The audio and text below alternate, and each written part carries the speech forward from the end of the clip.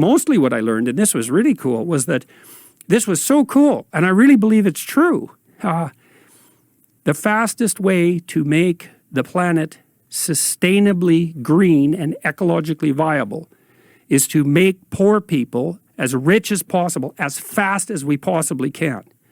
Because the thing about poor people is that, well, first of all, they're not resource efficient. They use a lot of resources to produce very, very little outcome. And so that's a problem. Slash and burn agriculture, for example. But even more importantly, when you're insecure on a day-to-day basis, you don't know where your next meal is coming from, you're not paying attention to the broader environment, that hated word, around you. And you can't even really worry about your children's future in some real sense, because like, no, you don't understand. Lunch is the future. We don't have lunch, we're hungry, and that goes on for like a month, we're dead. That's the future. So what happens, if you can get resources to the poorest section of the population, as soon as they get to the point where they have some hope of a genuine future, especially for their children, they immediately become concerned about broader environmental considerations.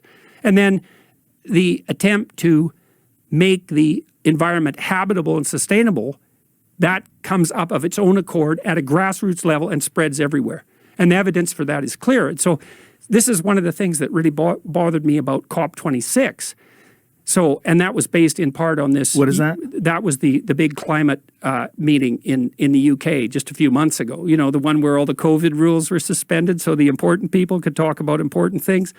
In any case, I thought if the politicians who were discussing environmental sustainability were serious, especially the left-wing ones, and I say especially because the left-wing ones always say, well, we care about the poor and dispossessed. It's like, do you really? When push comes to shove. It's like, is it the environment or poor people? If your idea is that we have to limit growth to save the planet. If we limit growth, poor people starve. Because whenever we put limits on economic development, who suffers? The rich?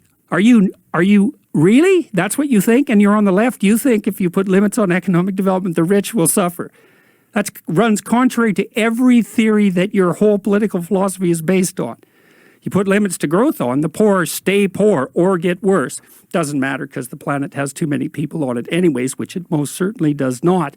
If you are serious about the environment and even vaguely concerned about poor people, all of your policies would be devoted to making the poor rich as fast as possible.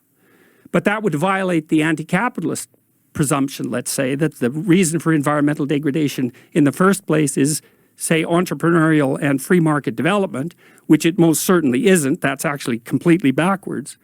Make poor people rich. So what should a COP26 been about? That's fairly straightforward. It should have been about trying to generate as much energy as we possibly can to be distributed as widely as possible in the cheapest possible manner.